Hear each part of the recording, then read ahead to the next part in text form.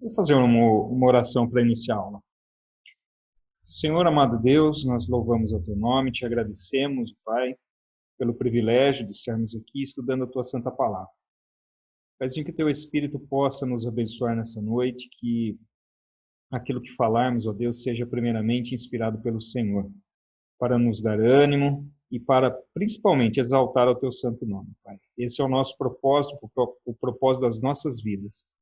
Em nome de Jesus, que o Senhor abençoe a cada aluno que está aqui nesse momento, aqueles que adentrarão também nesta aula. Deus, que o Senhor possa abençoar, iluminar e abrir o entendimento de cada um. Em nome de Jesus. Amém.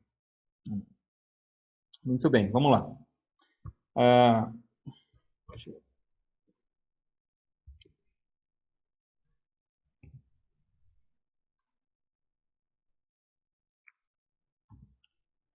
Fica mais fácil.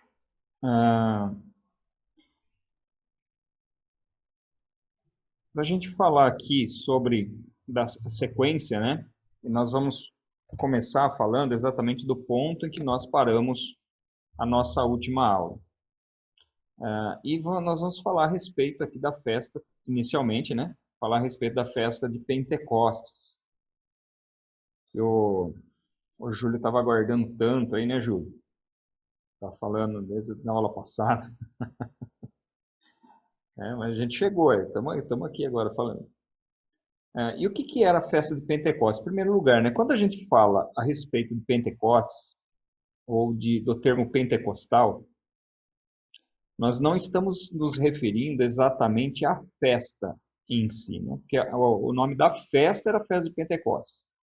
Mas nós estamos nos referindo a algo que aconteceu durante a festa de Pentecostes, né? Então, a palavra Pentecostes é uma palavra de origem grega, que é esta, deixa eu ver aqui. A palavra Pentecostes é de origem grega, né? É uma referência à festa das colheitas ou festa das semanas, né? Chamada em hebraico de Shavuot, festa das semanas. Levítico, capítulo 23.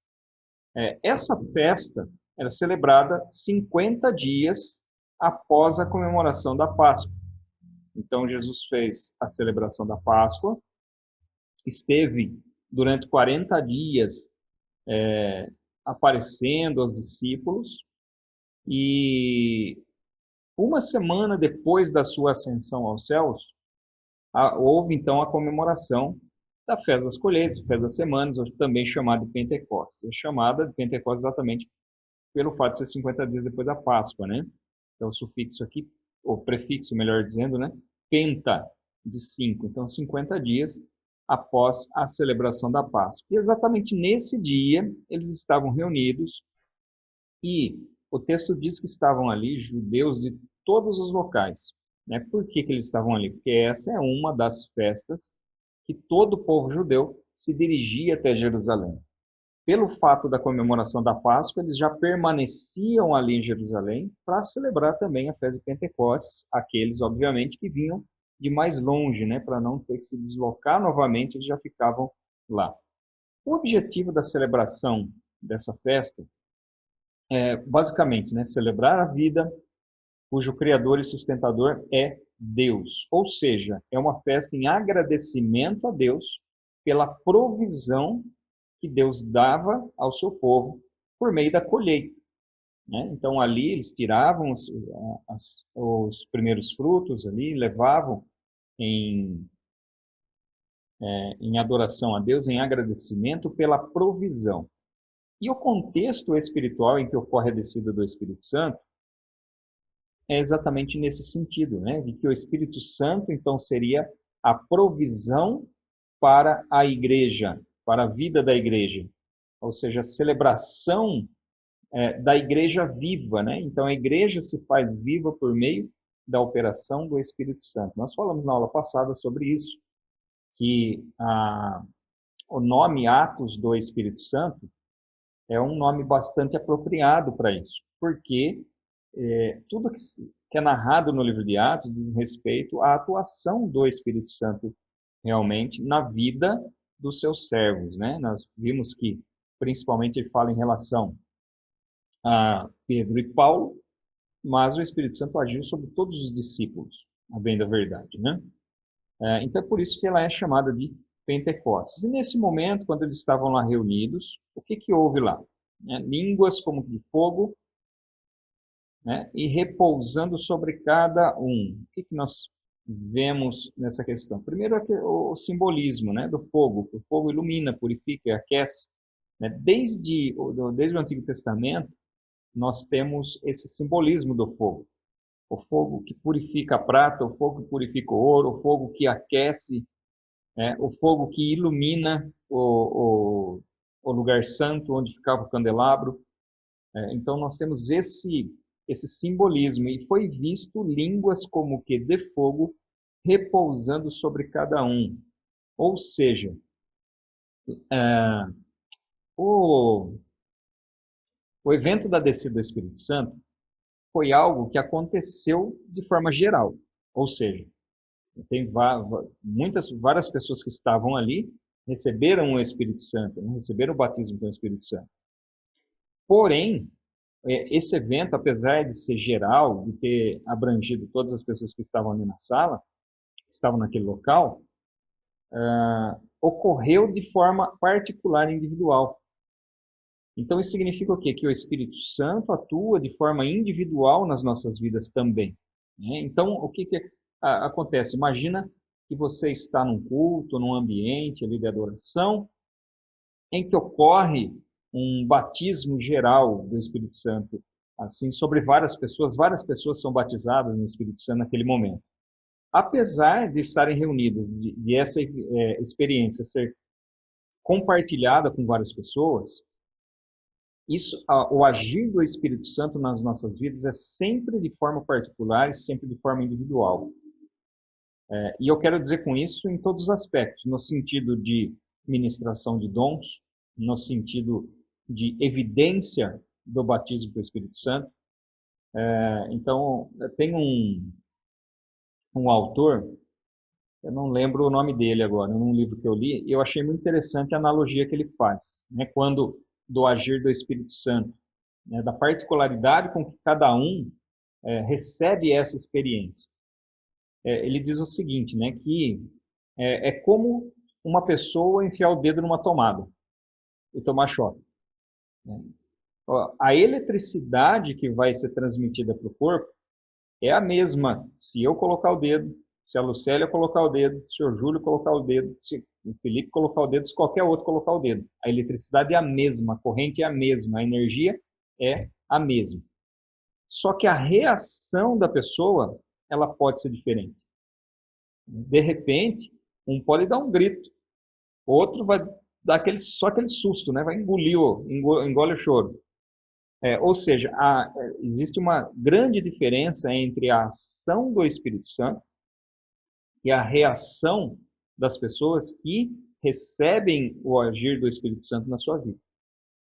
Então, essa questão de colocar molde, de colocar cabresto, de colocar modelo específico, tem que ser assim, se não for assim, não é o Espírito Santo. Isso é muito particular do ser humano, né, que quer dominar tudo, que quer controlar todas as coisas. E como é que nós vamos controlar o agir do Espírito Santo?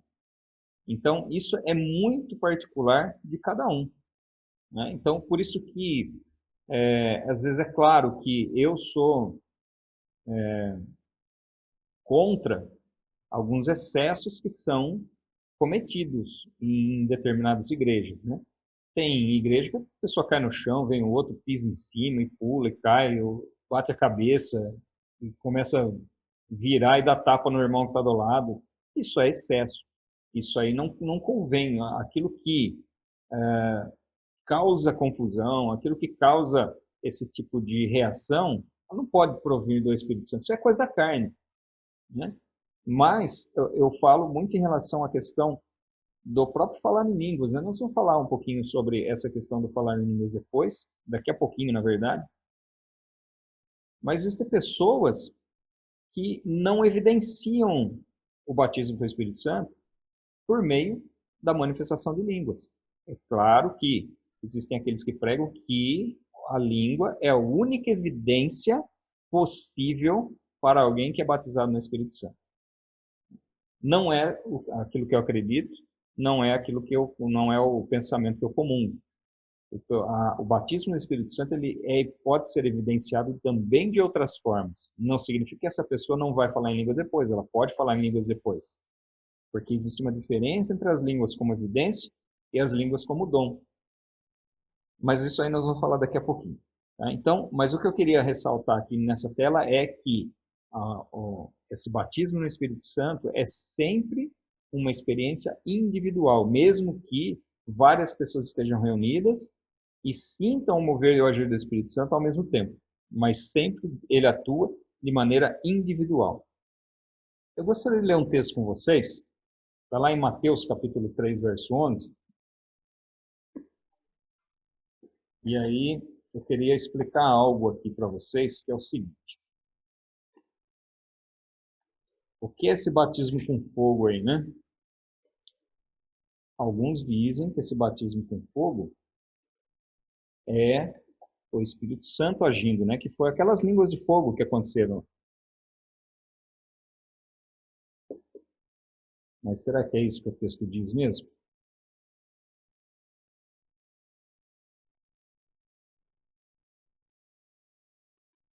Então, vamos lá. Capítulo 3. Eu vou ler a partir do verso 7. Tá? Eu queria que vocês acompanhassem comigo. Se vocês não tiverem com a Bíblia, vai ouvindo aí, dá para acompanhar também. Então, olha só. Raça de víbora, no começo do 7. Quando João viu que muitos fariseus e saduceus vinham ao seu batismo, disse-lhes: raça de víboras, quem deu a entender que vocês podem fugir da ira que está por vir? Então, olha só, ele está perguntando quem vos deu a entender que vocês podem fugir do quê? Da ira. Então, ele vai falando da ira. Produzam fruto digno de arrependimento. E não pensem que podem dizer uns aos outros: temos por pai Abraão, porque eu afirmo a vocês que Deus pode fazer com que dessas pedras surjam filhos a Abraão. E o machado já está posto à raiz das árvores. Então, o que ele está dizendo aqui? Ele está dizendo o seguinte: eles se justificavam dizendo, falando, nós somos filhos de Abraão. Ou seja, são justificados pelo sangue, né? Pela descendência. Então, como eles são descendentes de Abraão, então eles podem ficar tranquilos. E João Batista está dizendo que é o contrário. Que se eles não se arrependerem, se eles não produzirem frutos dignos de arrependimento, o que vai acontecer? Eles vão estar debaixo da ira divina. Verso 10. O verso 10 já li, né? Bom, vou ler de novo. E o machado já está posto à raiz das árvores. Portanto, toda árvore que não produz bom fruto é cortada e lançada onde? Onde é que a árvore é lançada? Fogo. É lançada no fogo. E o que simboliza o fogo aqui? Simboliza a ira de Deus, simboliza a punição. Eu batizo vocês, então olha só, ele está falando de arrependimento, fruto digno de arrependimento, e está falando a respeito de um falso arrependimento. Então está falando da ira de Deus e da misericórdia de Deus. Das duas coisas. Verso 11, eu batizo vocês com água para arrependimento. Mas aquele que vem depois de mim é mais poderoso do que eu, do que o qual não sou digno de carregar as sandálias. Ele os batizará com o Espírito Santo e com fogo. Já volto aqui. Ele tem a pá em suas mãos, limpará a sua eira e recolherá o seu trigo no celeiro. Então, no trigo no celeiro. Lembra lá atrás, está falando de aqueles que se justificavam pela ascendência de Abraão e aqueles que demonstravam frutos dignos de arrependimento. Aqueles que demonstravam fruto digno de arrependimento receberiam a misericórdia de Deus.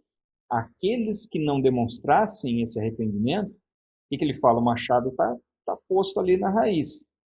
Ela vai ser cortada e lançada no fogo.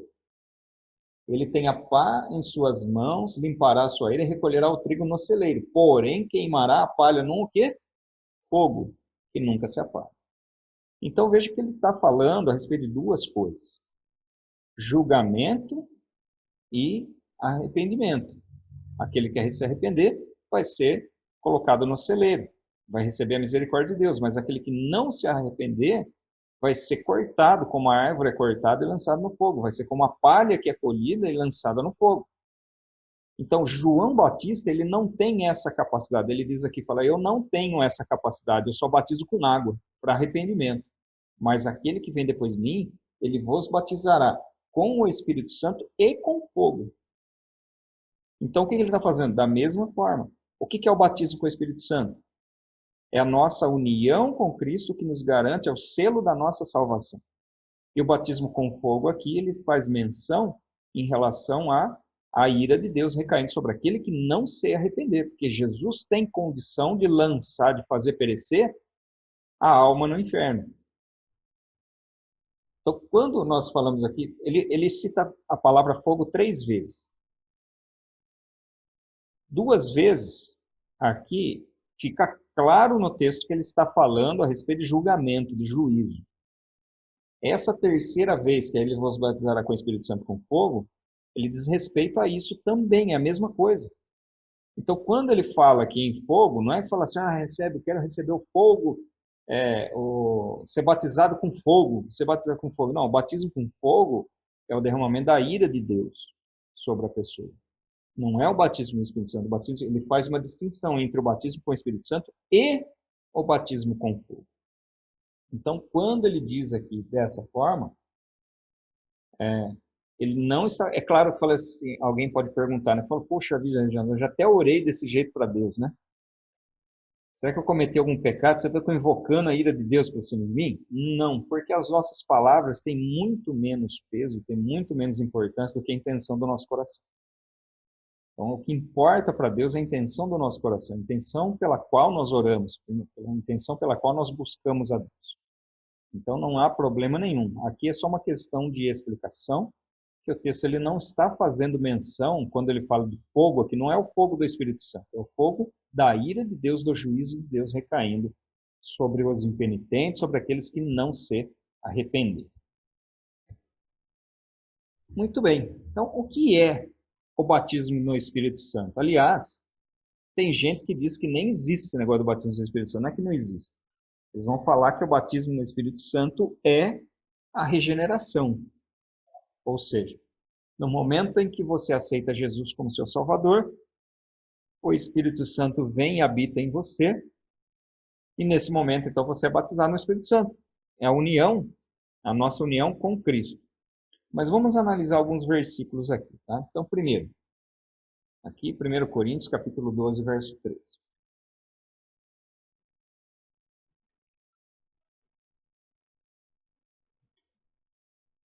Que vai dizer o seguinte: pois em um só Espírito, todos nós fomos batizados em um só corpo, quer judeus, quer gregos, quer escravos, quer livres. E a todos nós foi dado de beber um só Espírito. Então, o que está falando aqui a respeito do batismo no Espírito? Batismo em um Espírito. Todos nós fomos batizados em um só Espírito. Então, o que ele está falando aqui? Ele está falando a respeito de derramamento do Espírito Santo, de uma capacitação especial. Não, ele está falando aqui a respeito da nossa união com Cristo, realmente. Tá? Então, esse primeiro aspecto. E quais são os resultados, né, do batismo no Espírito Santo relacionado com 1 Coríntios capítulo 12, verso 13? Primeiro, nós temos a certeza da nossa salvação. Romanos 8,16, que o Espírito testifica em nós que somos filhos de Deus. Nos dá entendimento em relação às coisas espirituais. Somente aqueles que são espirituais entendem das coisas do Espírito. E terceiro, a união com a igreja, que o próprio texto de 1 Coríntios 12, 13 vai falar. Nós somos unidos, então, em um só corpo. Esse é o resultado do batismo no Espírito Santo, conforme descrito em 1 Coríntios 12, 13. Agora, nós temos, por exemplo, Efésios 5, 18, que vai dizer o seguinte: não vos embriagueis com vinho, mas enchei-vos do Espírito. Então, olha só. Primeiro, né, o encher lá não significa uma questão de quantidade. Ou seja, Deus dá metade do Espírito e depois ele dá outra parte.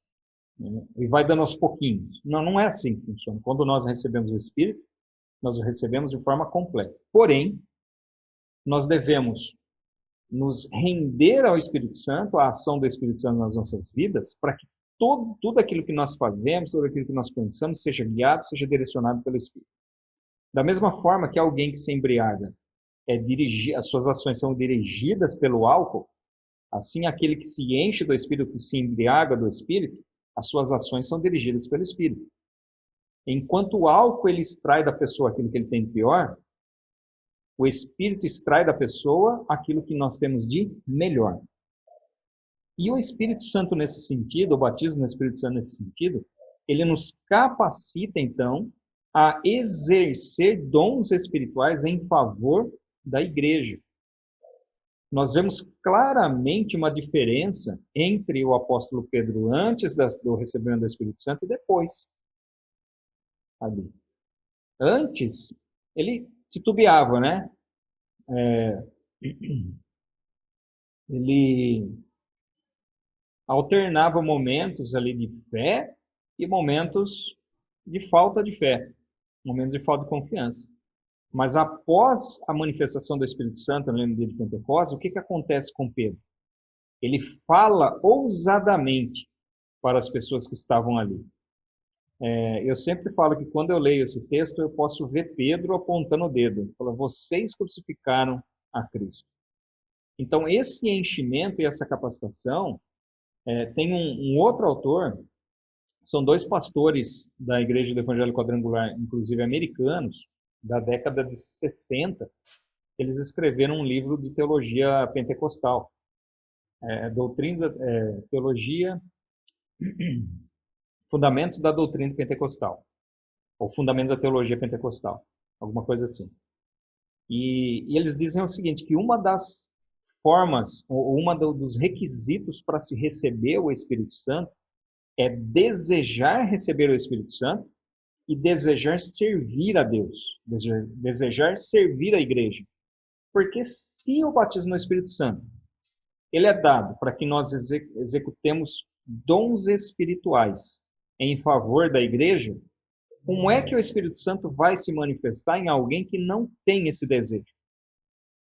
Então, uma das primeiras coisas que alguém deve ter em si para receber o Espírito Santo nesse sentido, né, ter esse enchimento do Espírito Santo, essa capacitação, é desejar servir a igreja.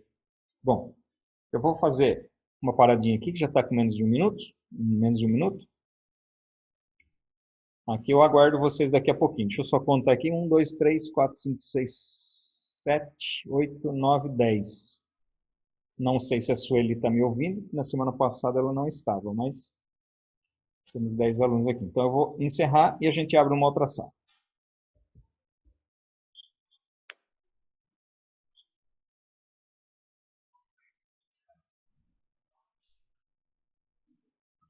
Então, eu estava falando aqui para vocês, existem então essas duas formas e esse enchimento, ele também tem alguns resultados. E quais são esses resultados? Que nós não vemos na primeira, não é resultado da regeneração, é resultado de uma capacitação especial que é dada pelo Espírito Santo. Primeiro, coragem para testemunhar. Nós vemos em Atos, capítulo 4, verso 31, falei para vocês agora há pouco a respeito de Pedro, da atitude que Pedro tinha antes e depois de receber o Espírito Santo. A capacitação especial, então, para testemunhar. E a revelação, então, que o Espírito Santo nos dá para aqueles que são, então, cheios do Espírito Santo. Agora eu gostaria de mostrar para vocês, lá em João, no capítulo 20, João, no capítulo 20,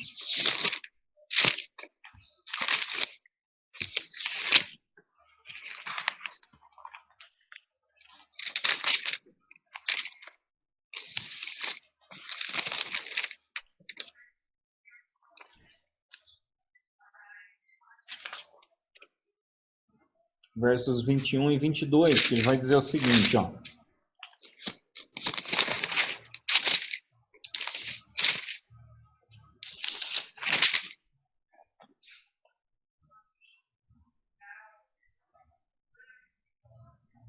E Jesus lhe disse outra vez, que a paz esteja com vocês. Assim como o Pai me enviou, Eu também envio vocês. E havendo dito isso, soprou sobre eles e disse-lhes: recebam o Espírito Santo. Então, olha só. Jesus soprou sobre os espíritos e disse: recebam o Espírito Santo. E nesse momento eles receberam o Espírito Santo. Mas o que Jesus fala logo em seguida, né? Esse texto aqui, lá no final do capítulo de Mateus, deixa eu ver se é Mateus que vai falar.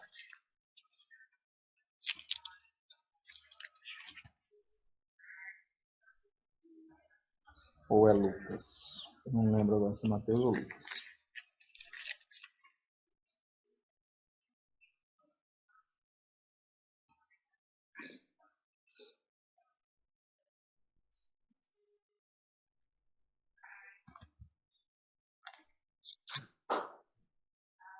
Lucas capítulo 24, verso 49.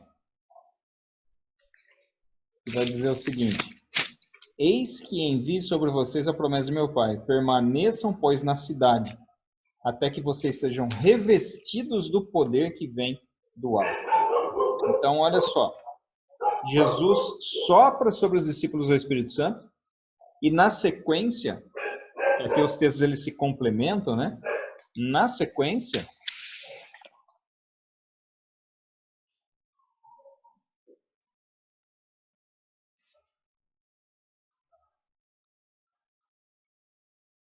ele vai dizer: mas esperem em Jerusalém, para que vocês sejam revestidos do poder, falando a respeito da descida do Espírito Santo. Se eles já receberam o Espírito Santo, então o que aconteceu em Atos, no capítulo 2, foi uma segunda experiência com o Espírito Santo, que teve um objetivo essencial aqui de capacitá-los dessa forma aqui, para que eles fossem realmente cheios do Espírito Santo, falassem com intrepidez, com coragem, com ousadia, que fossem capacitados, recebendo a revelação do Espírito Santo e capacidade para dedicação à obra de Deus. Então perceba aqui que o batismo no Espírito Santo, embora ele seja disponibilizado para todos os crentes, mas nem todos o recebem. Por que nem todos os recebem? Nem todos recebem o batismo no Espírito Santo.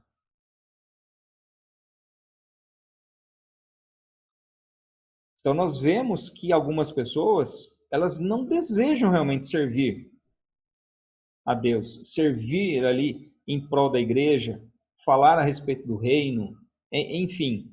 E, mais uma vez, né, eu acho bastante interessante a forma com que essa pessoa coloca essa questão, né, que o primeiro ponto é você desejar realmente servir. E aqui a gente precisa só recapitular, eu tinha falado isso antes, né, mas para reforçar, nem sempre o batismo no Espírito Santo ele vem evidenciado por línguas.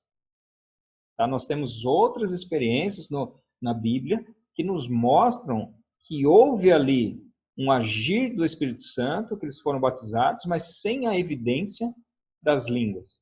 As línguas, você pode ver que elas acontecem na Bíblia em três locais. Atos 2, que é onde ocorre o batismo ali entre os judeus. Na casa de Cornélio, quando Pedro vai lá visitar.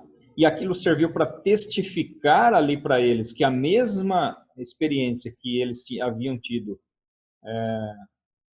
em Jerusalém, ali era dado também para os gentios. E a terceira ocasião é quando Paulo está numa das suas viagens missionárias, ele chega no local e fala: vocês conhecem o Espírito Santo? Já foram batizados no Espírito Santo? Ele falou: a gente nem sabia que existia Espírito Santo. Mas que batismo vocês são batizados? Ele falou: no batismo de João. Quer dizer, eles eram batizados ainda como discípulos de João, batismo de arrependimento, mas não haviam recebido ainda o enchimento do Espírito Santo. Então isso acontece uma terceira vez, né, ao falar em línguas, como evidência do batismo do Espírito Santo necessário para aquele momento. Mas a Bíblia também narra outras ocasiões em que houve a pregação, em que houve o derramar do Espírito Santo, mas que não são mencionadas as línguas. Agora, uma perguntinha, né? O que foram as línguas estranhas naquela ocasião? E aqui é o seguinte, ó, até deixei separado aqui já. Não sei se vocês vão conseguir ver. Eu acho que não vai dar para ver, né? Mas aqui só para, mais ou menos, para vocês terem uma ideia. Isso aqui é um texto transliterado em grego. Deixa eu mostrar aqui pro. Aqui, Júlio, né? E aqui é o seguinte, capítulo 2, de Atos, capítulo 2, verso 1. Ao cumprir-se o dia de Pentecostes, estavam todos reunidos no mesmo lugar. De repente, veio do céu um som como de um vento impetuoso e encheu toda a casa onde estavam sentados. E apareceram distribuídas entre eles línguas como que de fogo, e pousou uma sobre cada um deles. Todos ficaram cheios do Espírito Santo e passaram a falar em outras línguas, segundo o Espírito lhes concedia que falasse. Deixa eu ver qual que é o outro versículo.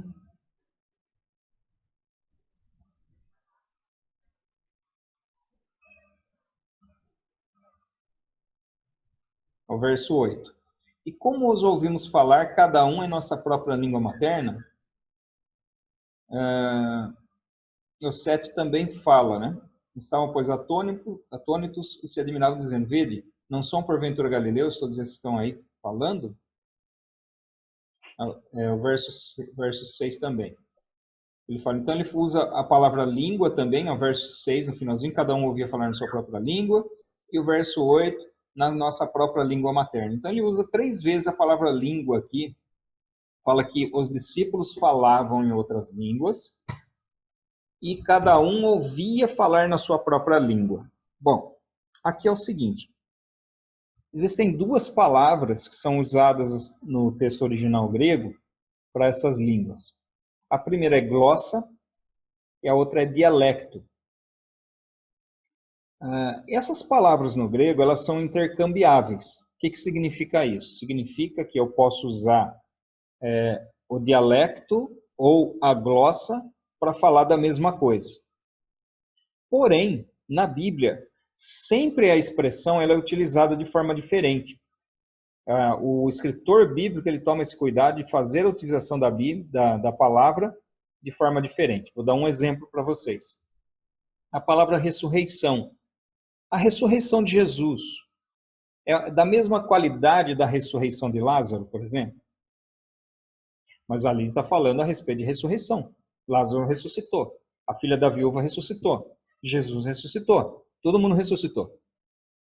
Mas as palavras utilizadas são diferentes. Quando a Bíblia fala a respeito da ressurreição de Jesus, ele utiliza uma expressão em grego.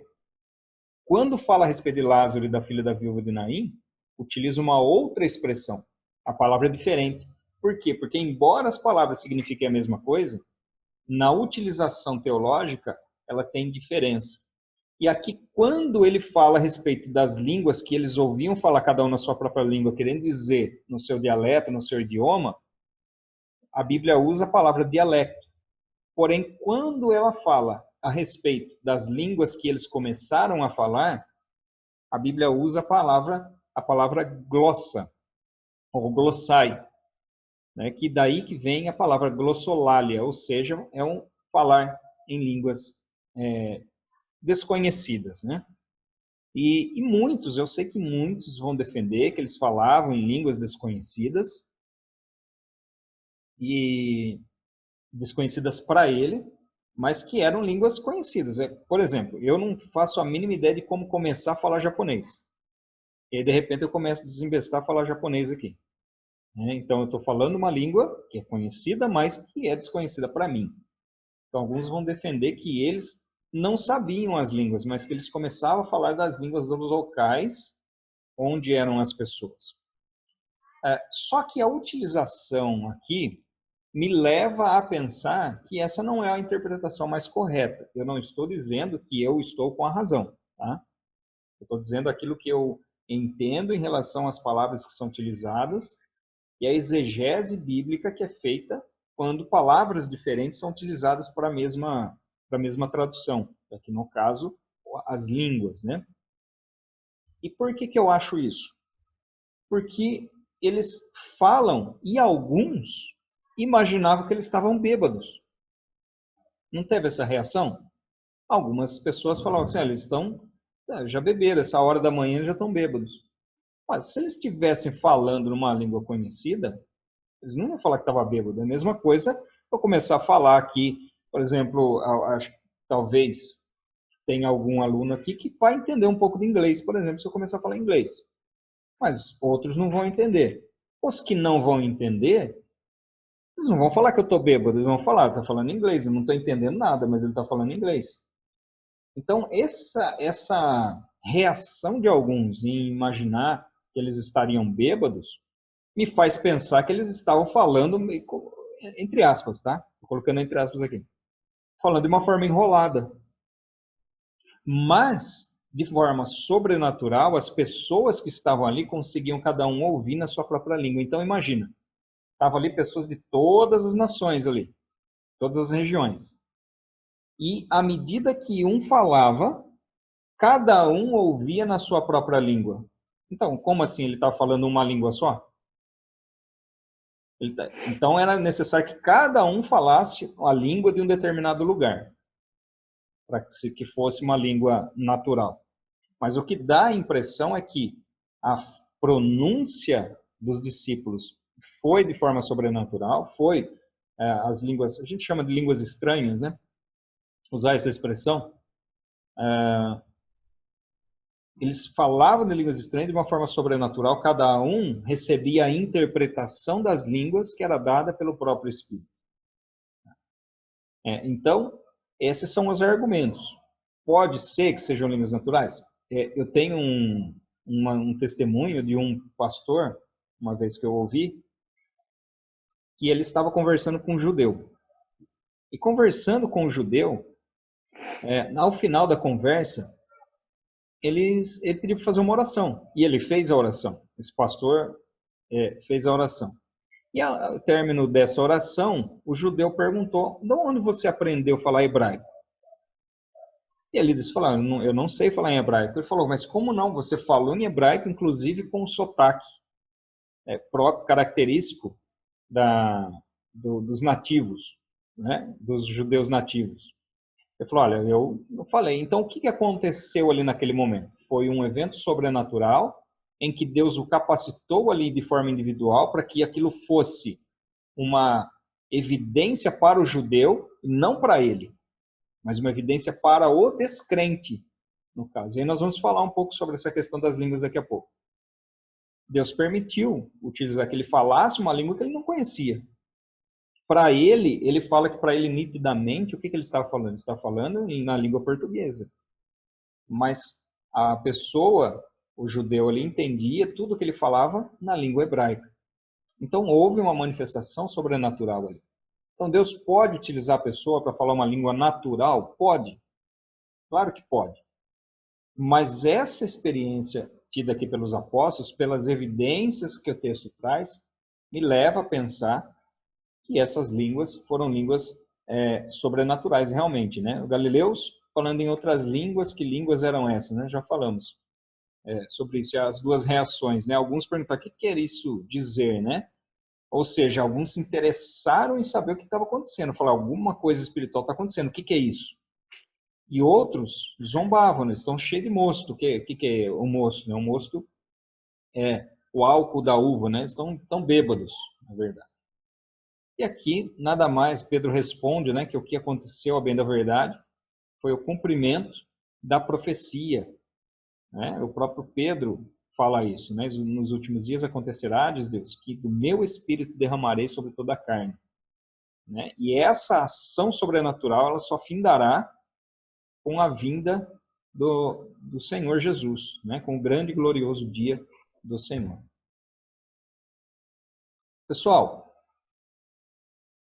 deixa eu abrir aqui, deixar grandão.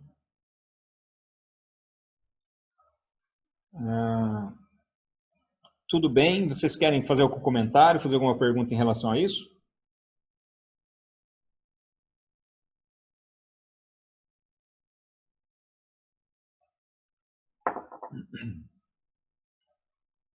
Vocês querem questionar, fala a verdade. Quer questionar, mas não tem coragem. O Juliano está até dando risada ali.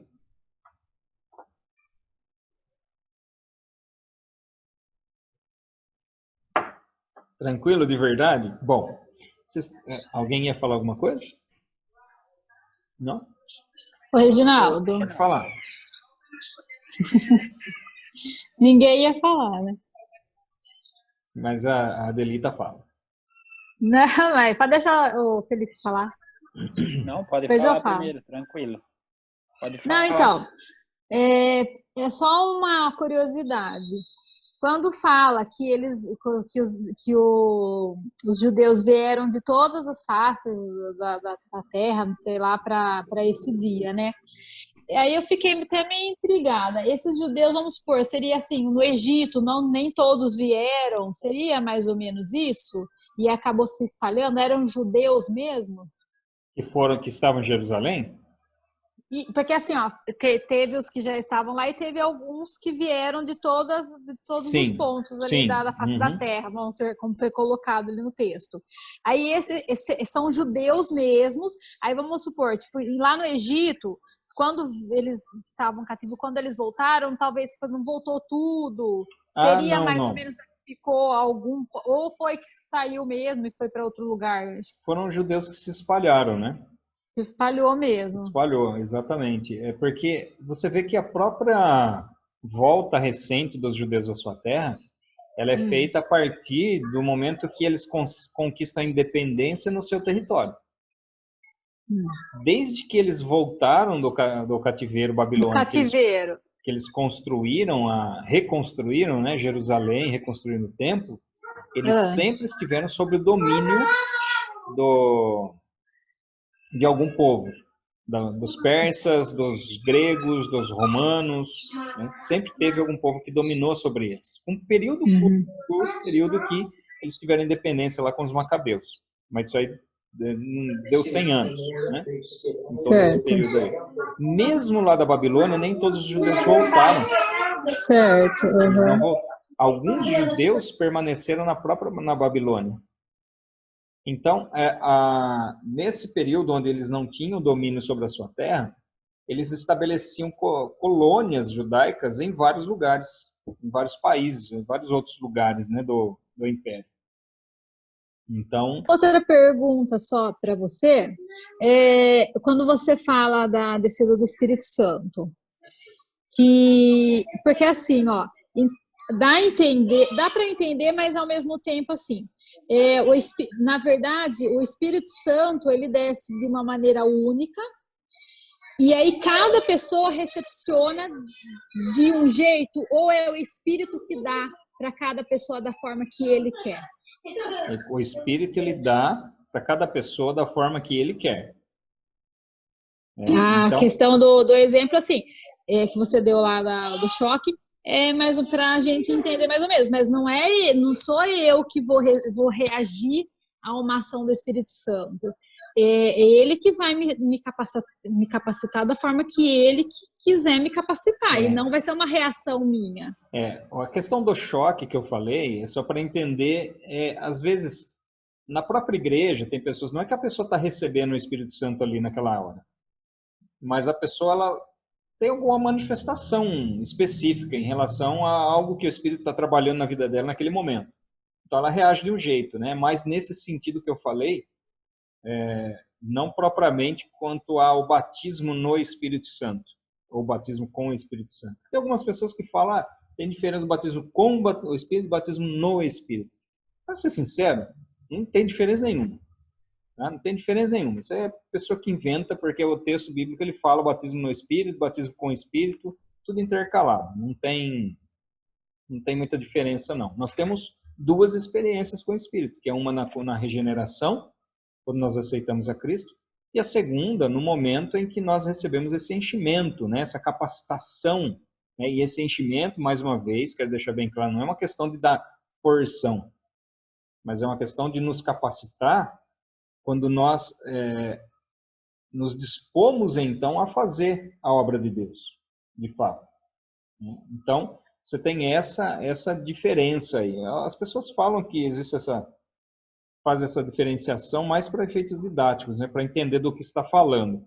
Mas batizado no Espírito, batizado com o Espírito, né, eu não vejo grande diferença nessa questão, não. Não sei se eu respondi ou não. Felipe, você ia perguntar alguma coisa? O Reginaldo, aqui é da questão do início aqui. No livro fala, né, sobre eles vos batizará com o Espírito Santo e com fogo. Aí no livro fala que proclamava a presença de Deus. No caso, então, como você explicou, o fogo seria a presença de Deus na forma da ira de Deus. Isso.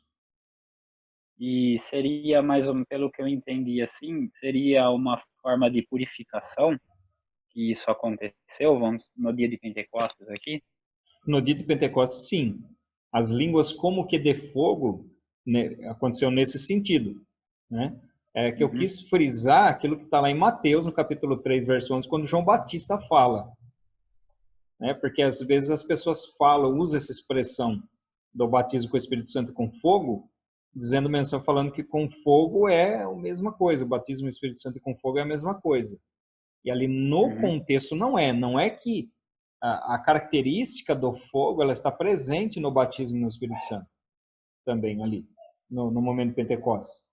Ou seja, da limpeza, da purificação, esse sentido do fogo, ele está presente ali. Mas o texto de Mateus 3,11 está falando de outra coisa. Está falando do fogo que consome. Né? O fogo que consome, relacionando com a ira, relacionado com o juízo. É aquele texto específico de Mateus 3,11 que está tirado de contexto, né? E é normal essa interpretação, até o livro traz, porque no meio pentecostal se tem essa ideia do batismo no Espírito Santo com fogo e o fogo ser o fogo do Espírito, né? Que está nesse texto que nós lemos. Mas, na verdade, esse texto não diz isso. Esse texto vai referir ao fogo como um julgamento. Lembra que ele estava falando ali com os fariseus, chamando ele de hipócritas, falando que se eles não se arrependessem, eles iam ser destinados ao fogo. E aí viria aquele que batizaria, então, que faria a separação. O trigo para o celeiro e a palha para o fogo. O Espírito Santo, o celeiro. O fogo para o fogo eterno. Né? O que mais? Tenho outra dúvida aqui, a questão do batismo no Espírito Santo. Pode falar. Pelo que eu entendi, assim, é um processo, né? Primeiro, quando fala aqui que Jesus ele vai soprar o Espírito. Aí depois eles ficaram em Jerusalém, aí em oração, em consagração. E assim, o Espírito foi dado a cada um, né? Foi dado por todos, mas a cada um de uma forma individual. Então, conforme a gente se consagra, conforme a nossa oração, a nossa dedicação, tem um manifestar diferente do Espírito para cada um. Não sei se é praticamente a mesma pergunta, eu acho, da Adelita, mas eu não consegui entender, assim, muito bem essa questão, assim, da questão do batismo do Espírito Santo. Nós vemos, assim, o batismo no Espírito Santo, ele tem algumas características que podem acontecer. Tem algumas que sempre acontecem. Quais são elas? Um estado de glorificação a Deus, e um estado de exaltação, né? De exaltação, de glorificação a Deus. E as línguas, em algumas situações, elas são evidências. Sim, as línguas são evidências do batismo no Espírito Santo, mas não são a única evidência. Então, o batismo com o Espírito Santo ele pode ocorrer no mesmo momento que a regeneração. Ele pode acontecer. Ser no mesmo momento. Você foi regenerado e ao mesmo momento recebe também ali o batismo no Espírito Santo. Eu não gosto muito de pautar por experiências próprias, porque experiência é experiência minha. Mas quando eu tive essa experiência com o Espírito Santo, eu não falei em línguas. E algumas pessoas meio que desacreditaram, né? Começaram a falar depois que eu não fui batizado nada, que eu ia ser batizado para eu continuar buscando que ia ser batizado e tal. Mas tudo que eu senti, tudo que Deus tratou comigo naquele momento foi algo único, foi algo especial. E logo após isso, eu lembro de ter pego a Bíblia, fui sentar numa árvore, estava lá no acampamento. Fui sentar lá na árvore e eu li a Bíblia e alguém ia me explicando, ao mesmo tempo que eu ia lendo, alguém ia me explicando o que estava escrito ali. Tanto que eu não queria mais sair dali, não queria mais voltar, porque eu estava lá participando do encontro. E eu não queria mais voltar lá para o encontro. Eu falei, não, eu quero ficar aqui na árvore. Eu não quero que isso aqui acabe. Aquele tratamento que Deus estava fazendo comigo ali. Então, ficou para mim evidente, apesar dessas palavras depois terem até entrado no meu coração, eu deixei isso entrar no meu coração em certo momento, mas analisando depois e até hoje, eu vejo que ali houve um tratamento especial do Espírito Santo sobre mim, sim, me capacitando para fazer algo. Hoje eu entendo, na época eu não entendia muito bem o que estava acontecendo, mas hoje eu entendo que ele me capacitou para isso, e por isso que quando eu falo que eu faço o que eu faço, eu sou o que eu sou pela graça de Deus, eu não estou falando da boca para fora, eu estou falando de uma experiência real, porque é algo que eu não tinha nada que Deus me deu. É claro que cada dom que nós recebemos, nós precisamos desenvolver. A Bíblia manda a gente desenvolver a própria salvação. Então, nós precisamos desenvolver. Mas, aquilo que nós recebemos de Deus é a capacitação dele para exercer alguma função dentro da obra. Eu tive uma experiência em falar em língua, sim, mas não naquele dia. Foi bem depois. Num tempo que eu nem estava buscando isso. Isso aconteceu. Nem estava buscando. Porque parecia que quanto mais eu buscava, mais longe eu ficava. Não sei. Não sei dizer. Mas num tempo que eu nem estava buscando, acabou acontecendo. Então, por isso que eu digo que, mais uma vez, né, eu não gosto de estabelecer parâmetro por experiência, tá? Experiência individual, ela não pode servir de parâmetro para você estabelecer doutrina. Só estou falando a respeito de algo que aconteceu comigo. Então, comigo aconteceu assim. E eu tenho plena convicção de que naquele dia eu fui batizado com o Espírito Santo, mas não falei em línguas. Aliás, a pessoa até num momento veio lá, colocou a mão na minha cabeça e ficou, fala em língua, fala em língua, fala em língua, fala em língua. Quase ele que fala em língua, tanto ficar falando em língua, né? Mas eu não culpo ele, nada disso. Às vezes é um entendimento que as pessoas têm de que se não falar em língua não foi batizado no Espírito Santo, o que é uma inverdade. Às vezes tem pessoas que não têm necessidade de falar em línguas. Tem pessoas que são batizadas no Espírito Santo e talvez nunca falem línguas, né? Porque e aí eu vou chegar agora a falar em relação à questão das línguas ainda, né, explicar a diferenciação, porque existem vários tipos de línguas, né? Não é uma língua só que a Bíblia apresenta. O apóstolo Paulo fala, as línguas são para os infiéis. Aí no mesmo texto ele fala, a língua é para a igreja. Aí no mesmo texto ele fala, não, a língua é para quem fala. Mas peraí, a língua é para quem fala, é para a igreja ou é para o infiel? Então, por quê? Porque existem vários aspectos, né? Pode falar, Adelita. Esse que você está falando, essa experiência que aconteceu com você e a pergunta do Felipe, que a gente está perguntando não é nem em relação ao falar em línguas, mas assim aos dons, né? Quando você recebe na hora que você é batizado com o Espírito Santo. E aí ele está perguntando, quanto mais você busca isso, maior vai ser aquilo que você vai receber com relação aos dons. No seu caso, você estava buscando o batismo no Espírito Santo, mas você não estava buscando um dom específico, mas o Espírito Santo foi que deu de acordo com aquilo que ele quis.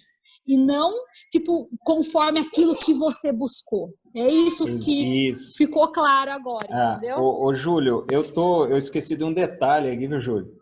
Você não está ouvindo nada que eles estão falando, né? Só eu que estou ouvindo aqui. E agora que me toquei, né? Que você está me ouvindo falar, mas não está ouvindo quais são as perguntas que eles estão fazendo. Ela questionou agora, inclusive, se eu estava buscando um dom específico ou não. E de fato não, porque a única coisa que vinha ao meu coração é um desejo de fazer algo. E é isso que o apóstolo Paulo diz quando ele fala: buscai com zelo os melhores dons. Não é uma prateleira. Você não vai colocar uma prateleira lá, olhar e vai escolher: eu quero isso, quero aquilo, quero esse. Não é assim que funciona. Buscar com zelo os melhores dons significa você se colocar à disposição de Deus, para Deus te usar do jeito que Ele quer, para aquilo que for preciso. Porque você imagina que dentro do corpo de Cristo, cada membro tem uma função. Aí todo mundo lá vai ser profeta agora? Né? Então existem vários dons a ser ministrados ali. A igreja precisa de várias atuações do Espírito Santo ali no meio para que ela possa crescer saudável. Agora, tem muita gente que busca só falar em língua, só quer falar em língua, não quer fazer mais nada.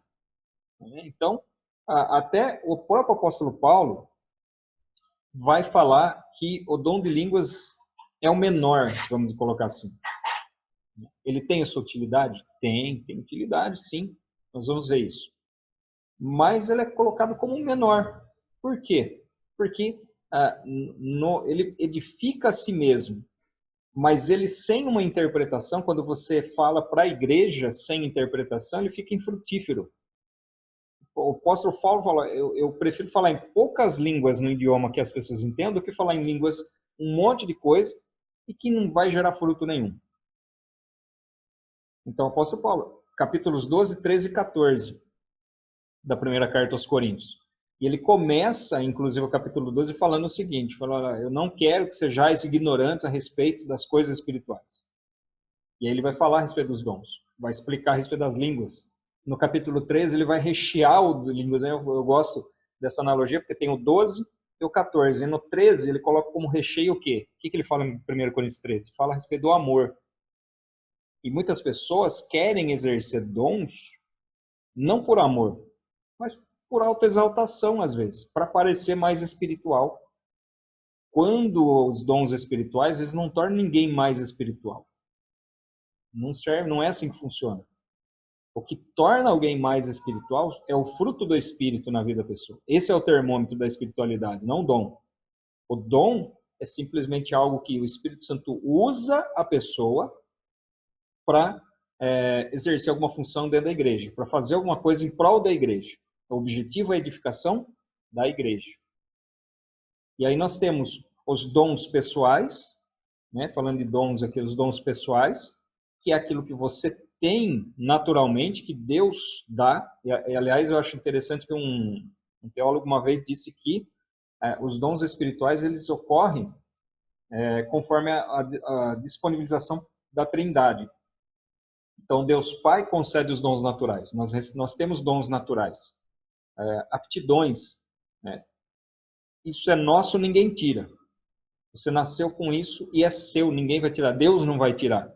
Você tem certas aptidões. Você pode usar ou pode não usar. Mas é seu. Tem os dons ministeriais. Os dons ministeriais, eles são transitórios. O que significa isso? Significa que Deus pode dar, mas Ele pode tirar também.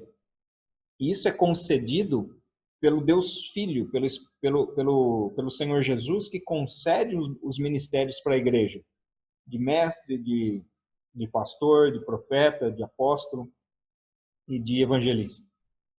E nós temos os dons espirituais. Então, dons pessoais, dons ministeriais e dons espirituais. E os dons espirituais são aqueles concedidos pelo Espírito Santo, que são 9. Dons de cura, dons de poder, dom de falar em línguas, dom de profecia, dom de discernimento de espírito, palavra de sabedoria, palavra de conhecimento. Eu acho que esqueci algum, agora não lembro. Esses são os dons espirituais que são concedidos pelo Espírito Santo para aquilo que for útil para a igreja. E qual é a característica? Então, o primeiro, dons pessoais é permanente. Dons ministeriais são transitórios. E os dons espirituais concedidos pelo Espírito, eles são eventuais, não acontecem quando eu quero. Então aí você começa a entender que quando ocorre, por exemplo, uma cura, alguém cura, não sou eu que estou curando. É Deus que está agindo através de mim para curar, mas não é no momento que eu quero, é no momento que Ele quer. Porque o Espírito age do jeito que ele quer, quando ele quer e como ele quer. Isso é eventual. Se ele não quiser mais me usar para curar, ele não vai me usar mais. É certo que Deus usa determinadas pessoas mais nessa área do que outras. Tem pessoa que eu conheço que já há muito tempo ora a Deus para que Deus use essa pessoa para curar também. Mas Deus não usa. Aí vai falar, mas e aí? É questão de fé? Que é questão do quê? Não tem nada de fé envolvido nisso daí. Está envolvido numa questão de que o Espírito Santo ele usa a pessoa quando quer e como quer. Porque aquilo que é dom espiritual, que é concedido pelo Espírito, e é eventual, ocorre sob direcionamento do Espírito Santo e só. Né? Não ocorre segundo o meu querer, não porque eu quero. Não é assim que funciona. Tudo bem, Felipe? Não sei se eu respondi ou não. Né? É que eu dou uma, mas no mínimo eu enrolo bem, né? Então, é que lendo assim, né, e lendo a Bíblia, eu entendia que o batismo do Espírito Santo só acontecia com o falar em línguas. E que nem com o seu testemunho você respondeu a minha pergunta, que eu também nunca falei em línguas, entendeu? Uhum. Então eu entendia, eu nunca falei em línguas, eu não sou batizado no Espírito. É isso. E não Mas aí significa que você nunca com a foi. sua pergunta, com o seu testemunho, você respondeu a minha pergunta aí. Muito.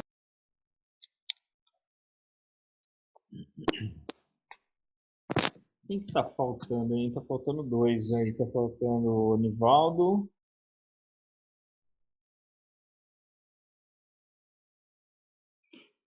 Ou não, não tá faltando. Não, vai estar conectando.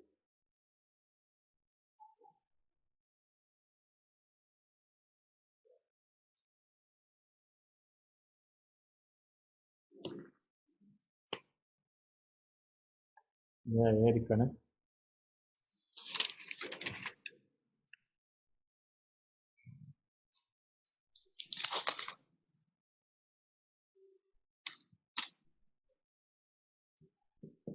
Bom, pessoal, nessa telinha aqui, eu vou mostrar muita coisa que, na verdade, eu já acabei de falar para vocês, né? Ah, quando o apóstolo Paulo fala lá, em 1 Coríntios 14, ele diz assim, né? Eu gostaria que todos vocês falassem em línguas, né? Eu quero, gostaria, quiser. E qual é a razão que Paulo fala isso? Porque ele dá uma característica das línguas aqui, que é a edificação pessoal. Então, Paulo, não era desejo de Paulo que as pessoas fossem edificadas, né? Edificadas na palavra, elas se edificassem. Né? Então, se o Espírito Santo, se eu falar em línguas, edifica você, é claro que isso seria um desejo natural.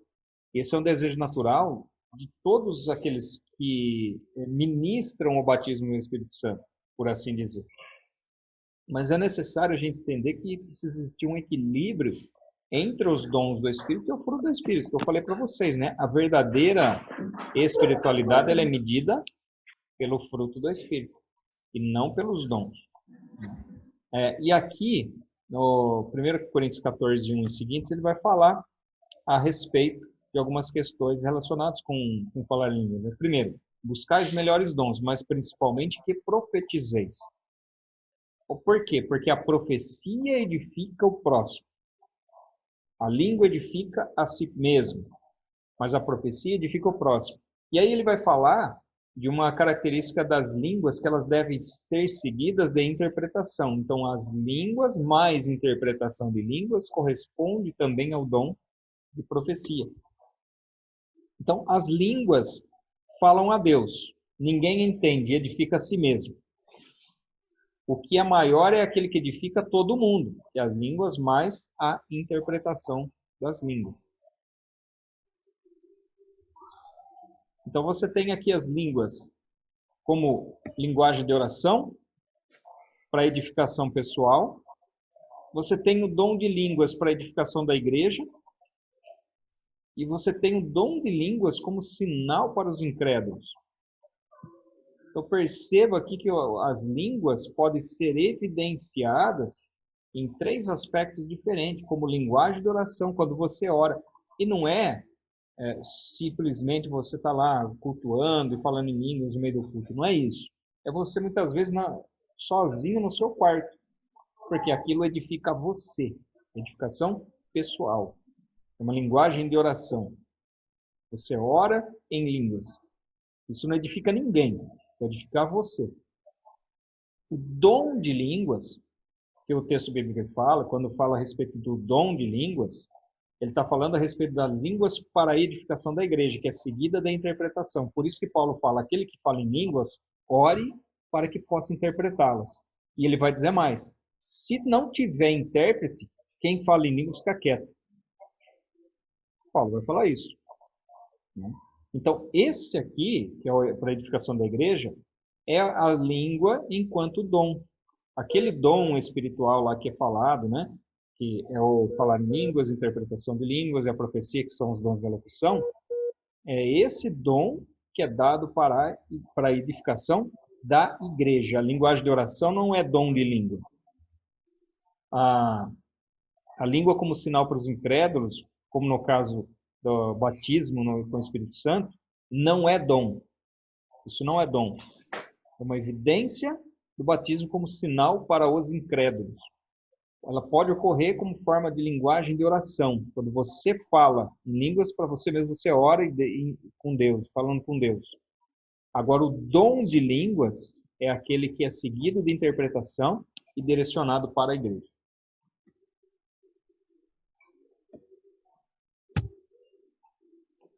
Muito bem, então vamos tentar avançar mais um pouco aqui, né?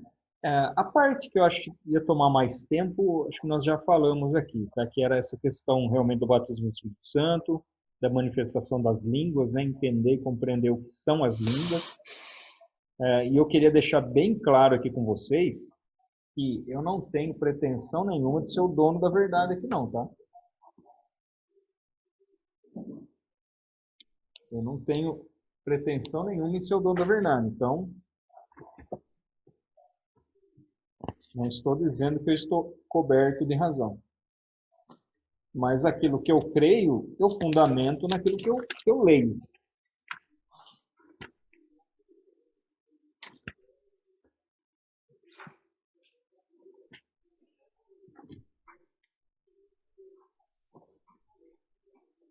Bem, só para vocês localizarem aí, então nós estamos no texto 3, tá? Do livro aí. A respeito do sermão de Pedro. Então, em relação a esse texto, nós temos algumas características aqui do discurso de Pedro. Então, olha só. Completamente diferente daquele Pedro que se escondeu.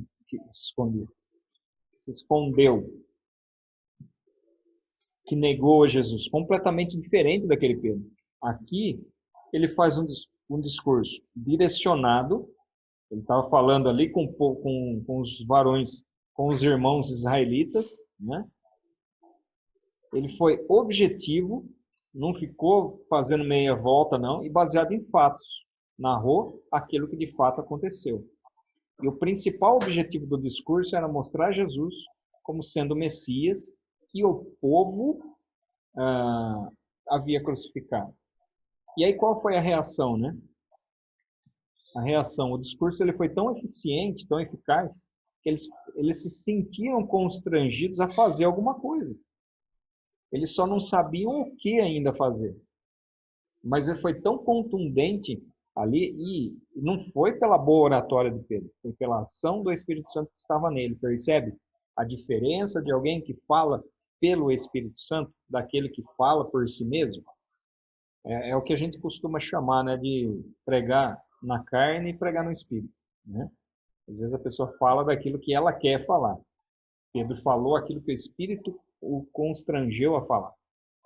E quando isso acontece, provoca uma necessidade de mudança naqueles que ouvem. E aí eles perguntaram, alguns, né? Não foram todos, obviamente, mas alguns. Que faremos então, varões irmãos? Qual foi a resposta de Pedro? Cada um de vós arrependei-vos, né? Seja batizado. Porque o que acontece aqui? Qual era a maior barreira para os judeus? Né? O escândalo da cruz. Lá em Deuteronômio 21, 22, 23, o que vai falar? Vai falar assim, maldito aquele que for pendurado no madeiro. Eles viam Jesus como alguém maldito.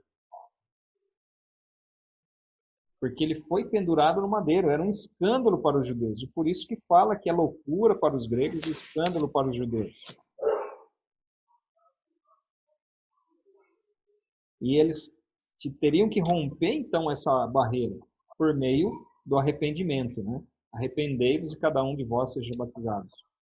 E aqui, obviamente, falando a respeito do arrependimento em relação ao pecado, né? Não ao arrependimento dos pecados individuais, mas quanto ao pecado, quanto à natureza pecaminosa, quanto à compreensão da necessidade que eles tinham de serem salvos, de alcançarem a salvação. E aqui nós vemos claramente, né, com a ação do Espírito Santo, qual foi o resultado, né? Uma pregação, a conversão de quase 3.000 almas ali, todos os judeus que estavam ali em Jerusalém naquele tempo. E aí começa-se o ministério que foi dado pelo próprio Jesus. Vocês serão minhas testemunhas em Jerusalém, na Judéia, Samaria e em todas as nações, né? E aí que começa, então, essa missão da igreja em Jerusalém, onde aqui se convertem quase 3.000 almas. E aí dá-se, então, início à igreja. Reginaldo, Oi, Reginaldo, pode falar. tem uma pergunta. Esses 3.000 batizados, eles foram batizados na água ou no Espírito? Pelo Espírito Santo? O texto ele não diz em batismo nas águas, mas nós compreendemos pela tradição da igreja que eles foram batizados na água também. Mas não nesse dia, no caso. Se entende que sim. Deixa eu só arrumar aqui Aqui, pronto. Tá enxergando aí, né, Júlio? Mas se entende que sim. Aliás, tem um texto, tem um estudo que eu fiz sobre a questão do batismo dos discípulos, né? Porque mesmo os discípulos, né? Onde que fala que os discípulos foram batizados? Não fala lugar nenhum, que os 12. Eu falo dos 12, né? Jesus batizou os 12. Uhum. Então, os primeiros discípulos, diz a tradição da igreja que eles foram batizados sim. O texto bíblico não vai falar. Por que eles entendem que eles foram batizados? Porque se tornou uma tradição que foi repassada a partir de Jesus, que era algo que era feito antes dele por João Batista. E aí tem um texto bíblico que fala que Jesus batizava mais que João. Mas é não que o próprio Jesus batizava. Os discípulos de Jesus batizavam mais do que os discípulos de João.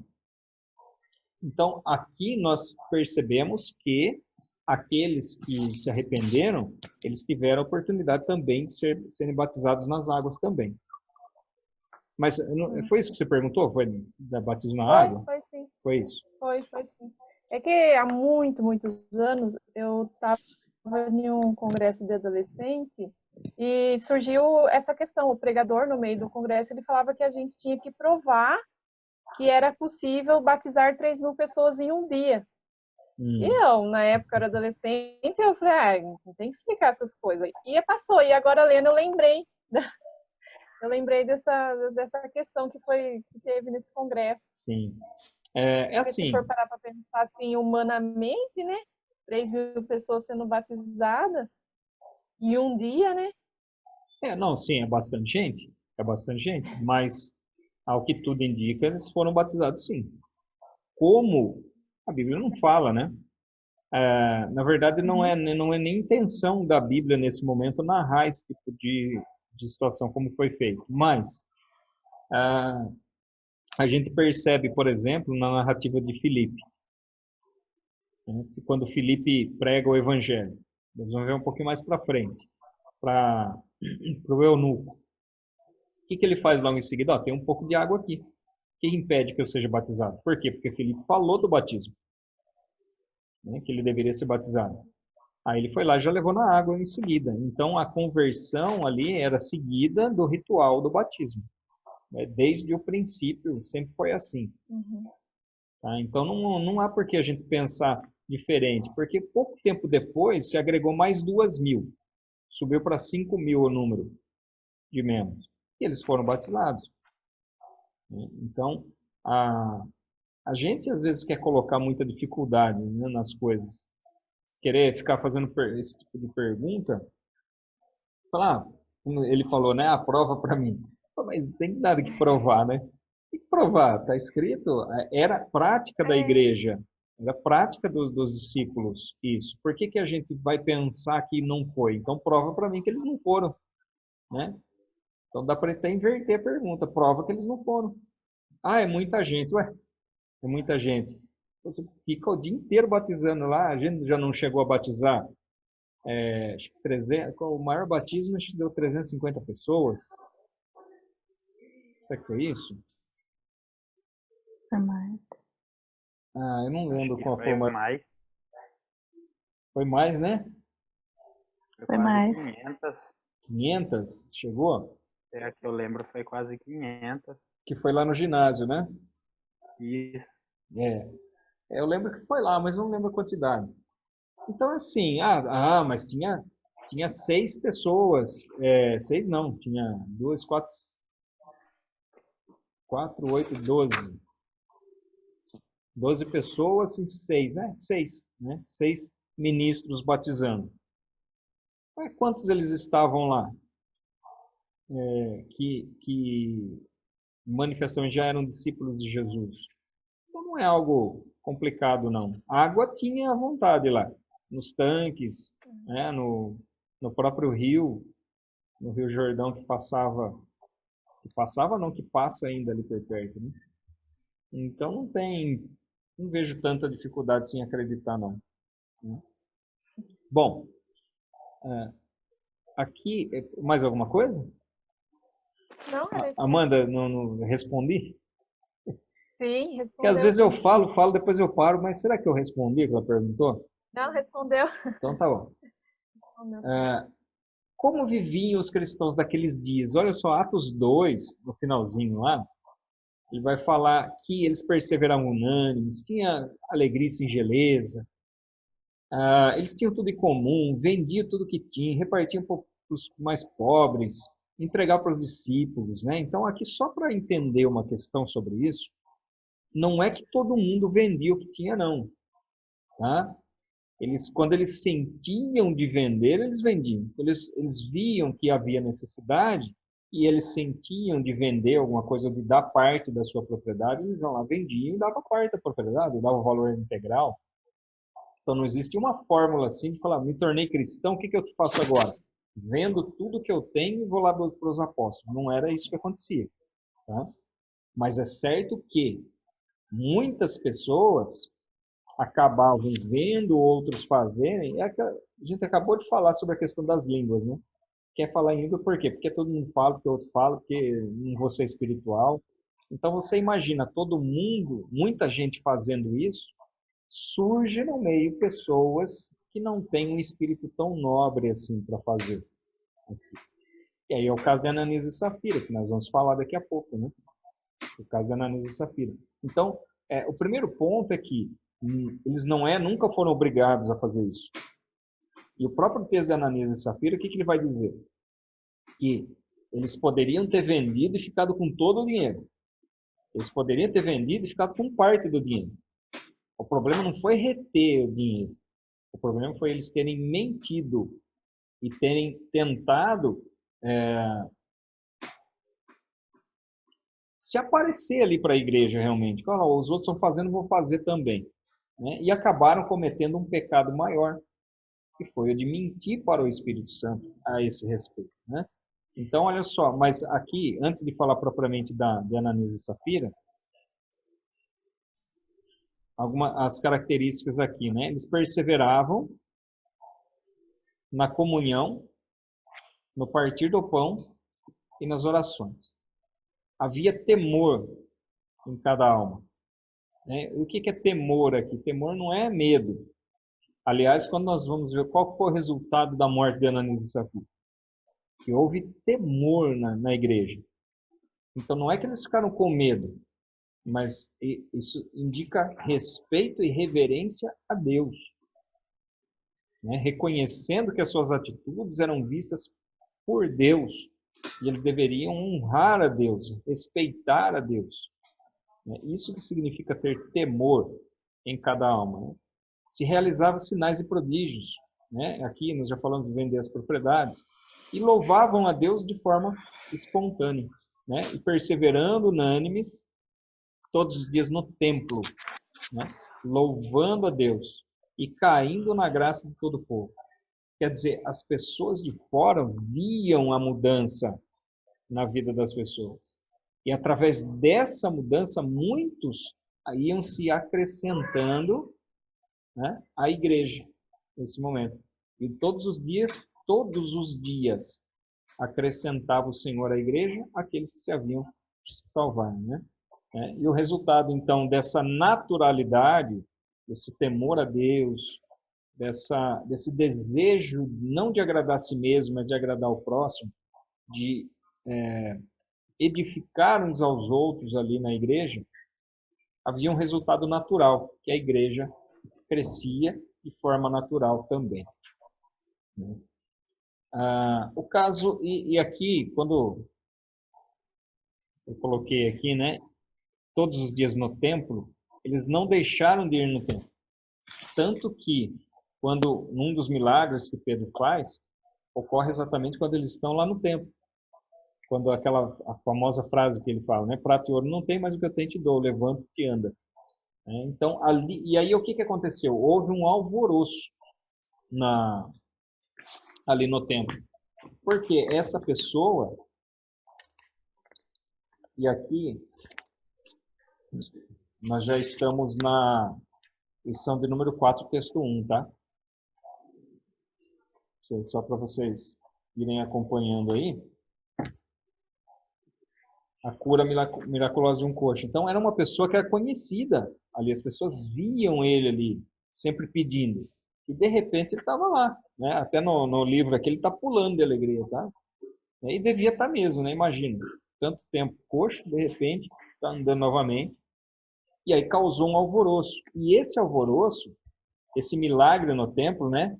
Fez com que eles fossem levados à presença do Sinédrio. Então, só uma característica dessa continuação aqui do ministério, né? Eles continuavam indo no templo, como nós já falamos. Ocorre a cura do coxo de nascença.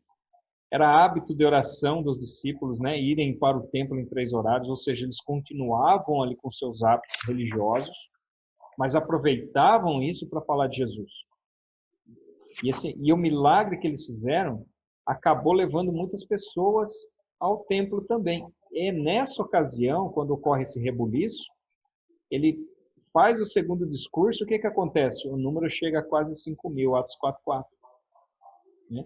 Fala mais uma vez, vocês são ignorantes em relação às coisas espirituais, vocês precisam se arrepender. E chega a quase 5.000. Falando a respeito de arrependimento, falando a respeito de Jesus. Né? O centro da pregação de Pedro era o Senhor Jesus. Morte e ressurreição do Senhor Jesus. E por causa desse rebuliço, então, eles foram levados diante do Sinédrio para ali serem julgados. Na verdade, o texto vai mostrar que eles queriam manter eles presos, sim. Mas o que eles fizeram? Né? Ficaram com medo por causa do povo que estava ali com ele. Eles tinham... muita gente já tinha se convertido. Eles estavam fazendo milagres ali. Tinham curado o coxo. E o povo ficava ali do lado dele. Então, quer dizer, se o Sinédrio mantém eles presos, seria um problema para eles ali também. Poderia causar um alvoroço lá na frente do Sinédrio. Agora, aqui acontece algo interessante, né?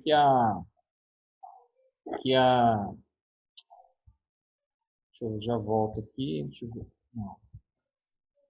Bom, vou falar depois, então. Que é a questão do Gamaliel, né? Gamaliel que se levanta ali em favor, entre aspas, né? Em favor dos dos discípulos, mas ali com uma palavra de sabedoria, mas enfim, já chego lá.